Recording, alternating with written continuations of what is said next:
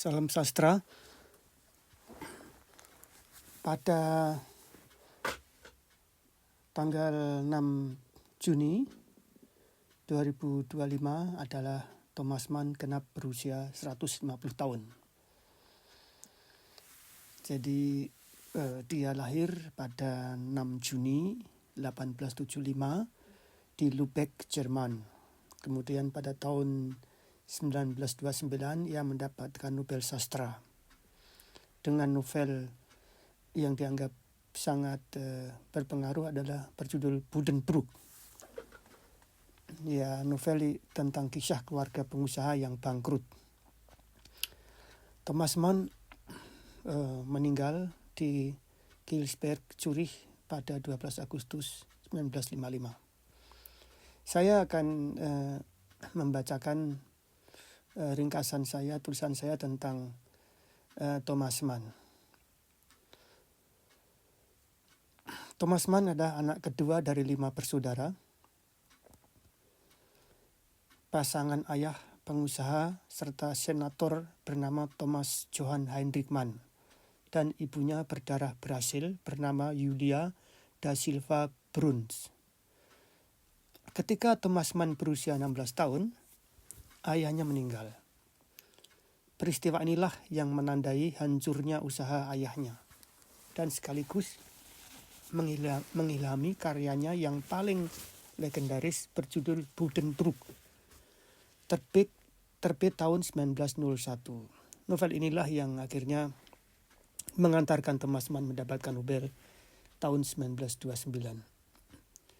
Ketika manuskrip novel ini dikirim Thomas Mann dari Italia ke penerbit Samuel Fischer di Berlin, penerbitnya enggan menerbitkan. Thomas Mann disarankan oleh penerbitnya agar meringkas hingga setengahnya.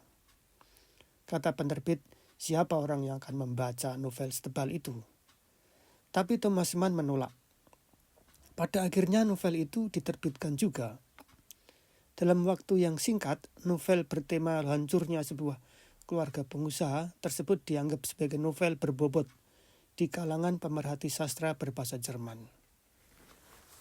Sebenarnya dia tidak sendirian punya bakat menulis. Kakaknya bernama Heinrich Mann duluan terkenal dengan karya bestsellernya berjudul Warga Negara Monarki atau judul aslinya Der Untertan. Heinrich Mann juga banyak menulis novel. Kakak beradik ini dalam perjalanan karirnya bersaing. Namun Thomas Mann akhirnya yang lebih menonjol.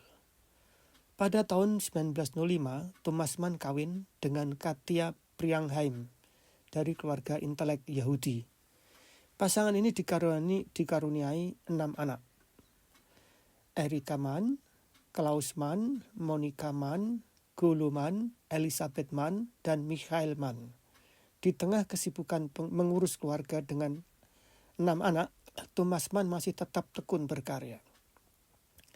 Novel Thomas Mann berikutnya berjudul Kematian di Venesia, Der Tod in Venedig, terbit pada tahun 1912. Selang 12 tahun lagi, tepatnya pada tahun 1924, novelnya paling tebal dengan 1004 halaman, terbit berjudul Gunung Ajaib, Der Zauberberg. Berawal dari kemenangan Partai Nazi Nasional Sosialisten pada 31 Juli 1932, sejak itu di Jerman dikuasai oleh rezim ekstrem kanan di bawah Hitler. Melihat kekacauannya politik dalam negeri, Thomas Mann aktif memberikan ceramah politik di berbagai kota menentang kebijakan rezim. Pada beberapa ceramahnya dia banyak ditentang oleh pengikut Nazi. Bahkan Thomas Mann pernah dapat kiriman paket berisi novelnya Buddenbrook yang sudah menjadi abu. Dalam keadaan politik yang mencekam, akhirnya pada 11 Februari 1933, Thomas Mann bersama keluarganya bereksil ke Switzerland. Sebagian besar harta bendanya di Jerman ditinggalkan. Padahal ketika Thomas Mann menerima hadiah Nobel di Swedia sebesar lebih dari €500.000 dengan perhitungan kurs sekarang, dia sudah diingatkan oleh seorang wartawan Yahudi agar uang tersebut disimpan saja di luar negeri. Saran wartawan itu sangat beralasan, namun Thomas Mann tak menggubris saran itu. Orang-orang penting Jerman yang bereksil saat itu sekitar 37 orang, termasuk Albert Einstein dan juga Heinrich Mann bereksil ke Prancis. Antara Albert Einstein dan Heinrich Mann sering melakukan kegiatan politik. Bahkan Heinrich Mann berinisiatif mengorganisasi para penulis Jerman eksil untuk menekan Hitler. Akan tetapi Thomas Mann membantah agar penulis dibebaskan tanpa harus diikat dalam satu wadah. Hubungan kakak beradik makin renggang, terbukti atas tanggapan Thomas Mann pada esai kakaknya tentang Emilia Zola yang dianggapnya kering. Dengan berjalannya sang waktu, keenam anak Thomas Mann mulai menginjak dewasa. Akan tetapi, hubungan antara anak dengan ayahnya sangat tidak harmonis. Goloman mengetahui di pagi hari kami anak-anaknya harus tenang karena ayah sedang menulis. Di sore hari kami juga harus diam karena ayah sedang membaca. Di malam hari kami harus segera tidur karena ayah sibuk lagi dengan serius. Thomas Mann sosok sastrawan yang sangat serius. Pada bukunya tentang diriku sendiri, Über mich selbst, menyebutkan waktuku menulis di pagi hari. Aku suka kata-kata Goethe. Pagi-pagi Tuhan memberkati. Semua yang rajin dan berharga ada di pagi hari. Aku terbiasa menulis di dalam ruangan tertutup. Di udara terbuka hanya mengganggu pikiranku. Nama besar sastrawan Thomas Mann makin dikenal sebagai rival Hitler di luar Jerman. Sedang hubungan di dalam keluarga sendiri tidak berjalan mulus. Menurut majalah Der Spiegel nomor 52 pada 17 Desember 2001 bahwa kedua anak Thomas Mann, Erika dan Klaus, dimungkinkan melakukan hubungan insest. Klaus menjadi pecandu heroin dan tumbuh sebagai pemuda homoseks. Klaus mengakui bila aku impoten itu tidak benar, melainkan aku lebih banyak kebingungan dalam pendirian nafsuku. Belakangan adiknya Goloman juga seorang homoseks. Meskipun Thomas Mann sendiri sebenarnya ada kecenderungan sebagai seorang biseks. Kakaknya Heinrich Mann kawin lagi dengan seorang hostess nightclub bernama Nelly Kruger. Pada tahun 1938, Thomas Mann bersama keluarganya meninggalkan Switzerland, bereksil lagi ke Amerika. New York Times edisi 21 Februari 1938 menurunkan berita tentang kehadiran sastrawan terkemuka Jerman itu. Ucapan Thomas Mann di koran tersebut, "It has hard to bear, but what makes it easier it is realization of the poison atmosphere in Germany. That makes it easier because it is actually no loss. Where I am, there is a Germany. I carry my German culture in me. I have contact with the world and I don't consider myself fallen." Tak berapa lama lagi agen FBI memeriksa Thomas Mann. Disinyalir Thomas Mann seorang komunis. Sedang anak pertamanya Erika juga diperiksa FBI dikira spion dari Stalin. Thomas Mann mendapat pekerjaan sebagai dosen pada Universitas Princeton. Kakaknya Heinrich Mann dari Prancis juga menyusul ke Amerika hingga meninggal di California tahun 1950.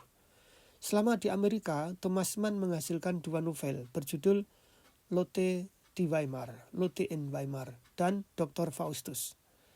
Pada tahun 1949, pada acara ulang tahun kelahiran Goethe yang ke-200, 1749 dan 1949, Thomas Mann diundang ke Jerman. Pertama kalinya dia sejak 16 tahun kembali ke tanah airnya. Thomas Mann mengunjungi Frankfurt dan rumah Goethe di Weimar. Sekitar 1,5 jam warga Jerman mendatangi orasi politik Thomas Mann. Pada tahun 1952, Thomas Mann sekeluarga memutuskan kembali ke Switzerland dan tinggal di pinggir Danau Zurich. Keluarga Mann hidup dalam ketenaran. Katia Mann sebagai ibu yang sabar dan bertindak sebagai manajer yang mengurus karya-karya suaminya. Pada masa tuanya, tahun 1970, Katia Mann juga menulis buku berjudul Kenang-kenanganku yang tak tertulis, Meine ungeschriebenen Memoiren. Pada waktu tersebut, Katia Mann mengatakan harusnya di keluarga ini ada orang yang tidak menulis. Cukup lama Katia Mann berdiam diri karena semua penghuni rumah menulis. Bakat mengarang Thomas Mann menurun pada keenam anak-anaknya. Erika, anak pertamanya, selain sebagai pengarang, juga sering bermain teater dan aktif sebagai wartawan. Klaus Mann sudah menerbitkan karyanya berjudul Mephisto, serta disusul karya-karyanya yang lain. Gollo Mann, di samping sebagai sastrawan, juga sebagai sejarawan. Monika Mann sebagai sastrawan, Elizabeth Mann sebagai sastrawan juga ahli kelautan. John Irving, novelis Amerika masa kini, dalam bukunya Perjalanan di Jerman, Deutschlandreise, bercerita pada kawannya Günter Grass. Bila dia pada perjalanan pesawat dari Toronto ke Paris, tak sengaja duduk di sebelahnya anak perempuan Thomas Mann yang bernama Elizabeth Burgess Mann. Irving malu karena sempat memperkenalkan diri sebagai penulis atau novelis. Ternyata orang di sebelahnya itu anak sastrawan besar Jerman. Terakhir adalah Michael Mann sebagai pemusik dan ilmuwan sastra di Universitas Berkeley. Cucu kesayangan Thomas Mann bernama Frido Mann dari pasangan Michael Mann dan Grete Moser, juga seorang sastrawan dan psikolog di California. Sulit dicari bandingannya pada sejarah sastra dunia. Seluruh keluarga mempunyai kecintaan dan berkutat penuh dengan dunia sastra. Thomas Mann sebagai sastrawan yang cukup produktif, dia meyakini sebagai seorang yang jenius selalu terkait dengan 4 hal pokok. Pertama adalah bakat, kedua rajin, ketiga disiplin, dan keempat karakter. Adapun karya-karyanya yang lain, Tonio Kruger, Tristan, Mario, dan Tukang Sihir, Mario und der Zauberer, Joseph dan saudara-saudaranya, Joseph und seine Brüder, serta isi-isi tentang sastra dan politik. Namun, kemegahan karir dan kebesaran Thomas Mann harus ditebus dengan badai keluarga. Klaus Mann ditemukan meninggal di Cannes, Perancis pada tahun 1949 karena overdosis menelan obat tidur. Pada buku hariannya disebutkan, "Aku tidak akan meneruskan menulis buku harian ini. Aku tidak ingin hidup lagi tahun ini." Disusul Erika, meninggal tahun 1969 karena tumor otak. Pada 12 Agustus 1955, Thomas Mann meninggal dunia di Zurich, Switzerland. Pada pesannya, dia tidak mau dimakamkan di Jerman. Jerman dianggap buas dan asing. Untuk merayakan ke 50 tahun meninggalnya Thomas Mann yang lalu, di Jerman dan Switzerland banyak digelar acara diskusi sastra, tayangan film di TV berjudul Keluarga Mann, di Mann, penerbitan ulang karya-karyanya, dan berbagai analisis baru termasuk polemik Keluarga Mann. Majalah Jerman Der Spiegel pernah memuat edisi khusus sastrawan ini dengan foto Thomas Mann di cover depan selama 3 kali. Pada nomor 21 tahun 47, nomor 52 tahun 54, dan nomor 51 tahun 2001. Marcel Reich-Reinecke, kritikus sastra Jerman, berpendapat Thomas Mann telah mendefinisikan Jerman dengan perspektif yang baru.